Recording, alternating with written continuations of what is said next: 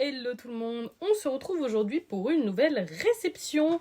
Mon copain s'est acheté une console, j'ai reçu 2 romans et un collecteur de jeux et un petit vêtement à vous montrer mais qui reste dans nos univers et on va commencer ça sans traîner. On commence avec La route d'où l'on ne revient pas et autre histoire éditée chez Brajlon, qui est donc par le même auteur que Le Sorceleur, que vous connaissez peut-être mieux sous le nom The Witcher pour la série ou pour le jeu. Pour l'édition, on est exactement dans le même style que l'édition Écusson, et c'est un recueil de plusieurs histoires.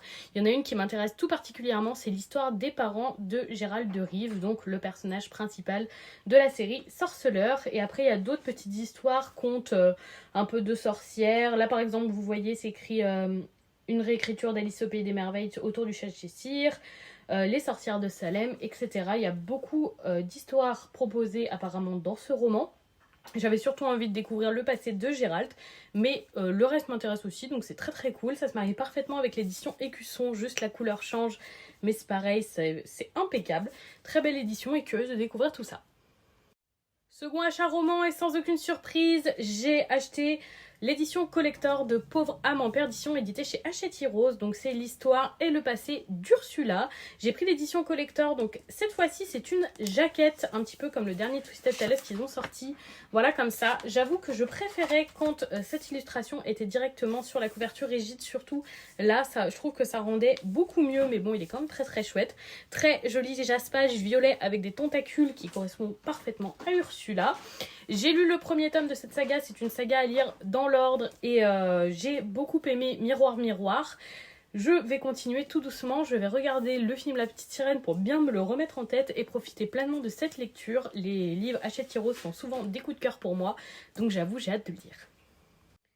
Résultat, je voulais vous présenter le collector de mon jeu, mais il manque un élément dans mon collector, donc je vais écrire là où je l'ai acheté pour le faire changer, voilà. Donc je vous le présenterai une autre fois. Donc on passe directement à l'achat console de mon copain. Il a acheté la WonderSwan Tale Panda. Elle est trop mignonne, il y a le petit jeu là juste ici avec les pandas. Je vais vous montrer la console juste après. Comme d'habitude avec les WonderSwan, c'est un packaging qui s'ouvre comme ça. L'arrière est comme ceci, et ici il y a des pandas, c'est donc notre deuxième WonderSwan. Je vous avais déjà présenté la WonderSwan Color.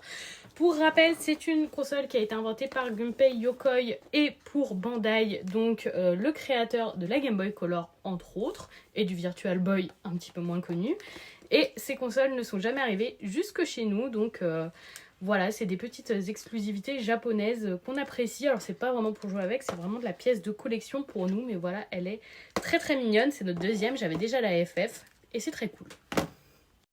Et on termine avec un t-shirt AQ de chez Celio que je voulais. J'avais déjà acheté le bleu foncé et celui-là n'était pas en magasin avec tous nos petits mini corbeaux de l'équipe de Karazuno. Donc je l'ai commandé, il est trop trop chouette. Je pense que je le préfère même à l'autre où c'est écrit Fly High dans le dos, vous savez, et il y a Hinata devant. Mais voilà, il est trop trop cool, je suis super contente. C'était vraiment une très jolie collection chez Celio et j'ai pris 2 t-shirts, résultat.